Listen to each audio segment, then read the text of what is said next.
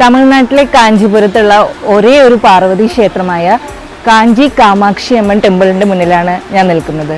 ക്ഷേത്രത്തിൻ്റെ വിശേഷങ്ങളിലോട്ട് എല്ലാവർക്കും സ്വാഗതം.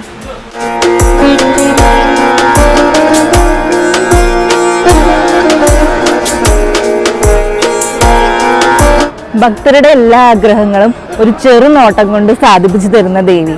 അതുകൊണ്ടാണ് ഈ ദേവിയെ കാമാക്ഷി എന്ന് വിളിക്കുന്നത്. കാ എന്ന് വെച്ചാൽ സരസ്വതി, മാ എന്ന് വെച്ചാൽ ലക്ഷ്മി, അക്ഷി എന്ന് വെച്ചാൽ കണ്ണ്. കരിനീല കണ്ണുള്ള ദേവി പാർവതി ദേവിയാണ് ഇവിടുത്തെ Kamakshi Devi. Hi friends, travel with Anjali റോക്സിൻ്റെ പുതിയ വീഡിയോയിലോട്ട് സ്വാഗതം. 1000 ക്ഷേത്രങ്ങളുടെ നഗരമായ കാഞ്ചീപുരത്ത് പോകുമ്പോൾ അതിൽ ചരിത്രപരമായും വിശ്വാസപരമായിട്ടും പ്രാധാന്യമുള്ള പ്രധാന 6 ക്ഷേത്രങ്ങളെ ഉൾക്കൊള്ളിച്ചുകൊണ്ടുള്ള ഒരു എപ്പിസോഡാണ് ഞാൻ ചെയ്യുന്നത്. എൻ്റെ സെക്കൻഡ് പാർട്ടാണ്. ഫസ്റ്റ് പാർട്ട് ഉണ്ട്, കാണാത്തവർ കാണാം.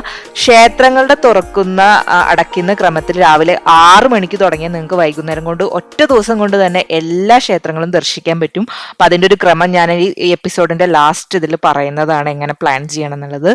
പിന്നെ ഇത് ശക്തിപീഠങ്ങളിൽ പ്രധാന സ്ഥലമായ കാഞ്ചി കാമാക്ഷി ക്ഷേത്രമാണ്. ഞാൻ ആദ്യം കണ്ട ഗോപുരം വടക്കേ ഗോപുരമാണ്. അത് തുറക്കില്ല. അതിൻ്റെ ആ വഴി നേരെ പോന്നു കഴിഞ്ഞാൽ ഈ പ്രധാന സൈഡിലോട്ട് നമുക്ക് എത്തിച്ചേരാൻ പറ്റും. 51 ശക്തിപീഠങ്ങളുണ്ടെന്നാണ് പറയുന്നത്. ഇപ്പം എന്താണ് ഈ ശക്തിപീഠം എന്ന് പറയുന്നത്? ശക്തിപീഠം എന്ന് പറഞ്ഞു കഴിഞ്ഞാൽ അതൊരു പണ്ടത്തെ ഒരു ഐതിഹ്യമായിട്ട് ബന്ധപ്പെട്ടിരിക്കുന്നു. അതായത് ശിവന്റെ ആദ്യ ഭാര്യയായ സതി പിതാവ് ദക്ഷന്റെ യാഗത്തിൽ പോകുന്ന കഥ നമ്മൾ കേട്ടിട്ടുണ്ടാവുമല്ലോ. ശിവൻ ദക്ഷനുമായിട്ടുള്ള ഭിന്നതയുള്ളത് കൊണ്ട് മഹാദേവൻ ക്ഷണിക്കാത്തത് കൊണ്ടും മഹാദേവനില്ലാതെ സതി ഒറ്റയ്ക്ക് പോകുന്നതൊക്കെ നമ്മൾ ആ കഥയിൽ കേട്ടിട്ടുണ്ട്. എന്നാൽ സദസ്സിൽ അവിടെ വെച്ച് സതി സ്വന്തം അച്ഛനിൽ നിന്ന് അപമാനിതയാകുകയാണ് ചെയ്യുന്നത്. അപ്പം അതിൽ അപമാനിതയിൽ വിഷമം സഹിക്കാൻ പറ്റാണ്ട് സതി ജീവത്യാഗം ചെയ്യുന്നു അവിടെ വെച്ചിട്ട്. ഇതിൽ കോപം വന്ന മഹാദേവൻ, ആ കഥകളൊക്കെ നമ്മൾ കേട്ടിട്ടുണ്ടാവും.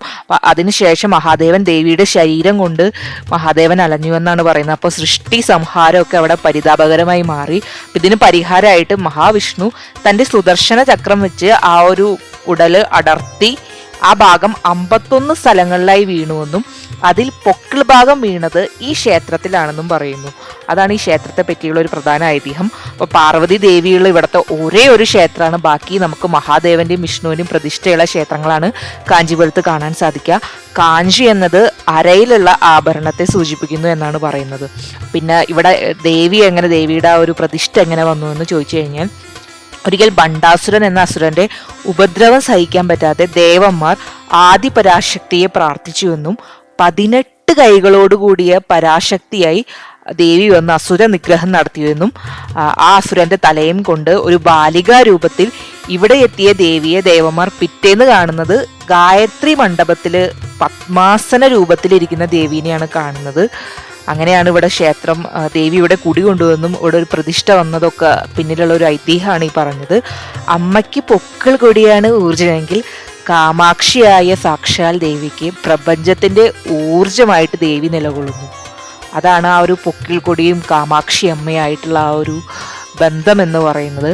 പിന്നീട് ആദിശങ്കരൻ ഉഗ്രരൂപത്തിലുള്ള ദേവിയെ ശാന്തയാക്കാൻ ശ്രീചക്രം നിർമ്മിച്ചുവെന്നും ശ്രീകോവിലിൻ്റെ ഉള്ളിലുള്ള ശ്രീചക്രം നമുക്ക് പുറത്തുനിന്ന് കാണാൻ സാധിക്കില്ല കേട്ടോ. ആദിശങ്കരന്റെ പ്രതിഷ്ഠയുണ്ട്. പിന്നെ നവഗ്രഹ ദോഷങ്ങൾക്ക് പരിഹാരം എന്ന രീതിയിൽ പ്രശസ്തമാണ് കേട്ടോ ഈ സ്ഥലം. ഈ ഒരു സ്ഥലം കണ്ടില്ല, പുറത്തുള്ള ഒരു കുളമാണ്. അവിടെ നമുക്ക് സൂക്ഷിച്ച് നോക്കിയാൽ 2 ഭൂതഗണങ്ങളെ കാണാൻ പറ്റും. ഈ 2 ഭൂതഗണങ്ങളെ പറ്റിയിട്ടൊരു കഥയുണ്ട്. കഥയല്ല, ഇവിടുത്തെ ഈ ക്ഷേത്രത്തിന്റെ ഐതിഹ്യമാണ്. അതായത് അന്ന് തല കൊണ്ടാണ് അസുരന്റെ വന്നത് ദേവി. അപ്പൊ ഈ തലയിൽ നിന്ന് ഭൂതഗണങ്ങൾ ഉണ്ടായെന്നും പിന്നീട് ഭൂതഗണങ്ങളും ദേവന്മാരും യുദ്ധമുണ്ടായെന്നും ദേവന്മാരെ രക്ഷിക്കാൻ മഹാവിഷ്ണു വന്നു എന്നും അങ്ങനെ ഈ ഒരു കുളത്തിൽ ആ ഭൂതഗണങ്ങളെ സൂചിപ്പിക്കുന്ന രൂപങ്ങളാണ് നമ്മൾ കണ്ടത്. ആ ഒരു യുദ്ധത്തിന്റെ അനുസ്മരണ എന്നോണം. ഭൂതഗണങ്ങൾ ശിവഗണങ്ങളായതുകൊണ്ട് മഹാവിഷ്ണു പാപം ചെയ്തതായി കണക്കാക്കപ്പെട്ടു. അപ്പോൾ മഹാവിഷ്ണു താൻ ചെയ്ത പാപത്തിൽ നിന്ന് മോചനം നേടാനായിട്ട് 5 ഗംഗാ തീർത്ഥങ്ങളിൽ സ്നാനം ചെയ്തു എന്നാണ് പറയുന്നത്. ആ ഒരു 5 തീർത്ഥങ്ങളും നമുക്കിവിടെ കാണാൻ സാധിക്കും ഈ ഒരു കുളത്തിൽ. അതിൻ്റെ ഇടത്തെ ഭാഗത്ത് ആ 2 ഭൂതഗണങ്ങളുടെ ഒരു രൂപവും കാണാം. അപ്പോൾ ഫെസ്റ്റീവ് സീസൺ ഒഴിച്ച് 1 കിലോമീറ്റർ ഡിഫറൻസിൽ ഈ പരിസരത്ത് കാഞ്ചീപുരത്തുള്ള ഈ ക്ഷേത്രങ്ങളൊക്കെ ാണ് വരുന്നത്. ഒരു 2, 3, 4 കിലോമീറ്റർ ഡിഫറൻസിലാണ് എല്ലാം ഒറ്റ ദിവസം കൊണ്ട് കാണാൻ പറ്റും. അപ്പോൾ ഹോട്ടൽസൊക്കെ എപ്പോൾ വേണമെങ്കിലും അവൈലബിൾ ആണ്. ഓൺലൈനിലായിട്ടും അവിടെ ചെന്നിട്ട് നിങ്ങൾക്ക് ബുക്ക് ചെയ്യാം. ദർശന സമയം രാവിലെ 5:30 തൊട്ട് 12:30 വരെയും വൈകിട്ട് 4 മണി തൊട്ട് 8:30 വരെയാണ്. അടുത്തുള്ള എയർപോർട്ട് ചെന്നൈ ഇന്റർനാഷണൽ എയർപോർട്ടാണ്. 75 കിലോമീറ്റർ ആണ്. റെയിൽവേ സ്റ്റേഷൻ കാഞ്ചീപുരം റെയിൽവേ സ്റ്റേഷനാണ്. ബസ് സൗകര്യവും ഉണ്ട്. നിങ്ങൾക്ക് മറ്റ് സിറ്റികളായിട്ട് ബാംഗ്ലൂരിലോട്ടും അങ്ങനെ മറ്റ് ചെന്നൈയിലോട്ടും ഒക്കെ കണക്ട് ചെയ്യുന്ന ബസ് സൗകര്യവും ഉണ്ട്. അപ്പോൾ കാഞ്ചി കാമാക്ഷി ക്ഷേത്രത്തിൽ വരുമ്പോൾ നേരത്തെ വരെ സ്പെഷ്യൽ ദർശനത്തിന് ടിക്കറ്റ് ഉണ്ട്. ചിലപ്പോൾ സൺഡേ അല്ലെങ്കിൽ ഫെസ്റ്റിവൽ ടൈമിലൊക്കെ തിരക്കായിരിക്കും. അപ്പോൾ സ്പെഷ്യൽ ടിക്കറ്റും വന്നിട്ട് എടുക്കാവുന്നതാണ്. രാവിലെ നേരത്തെ വരാൻ നോക്കുക. താങ്ക്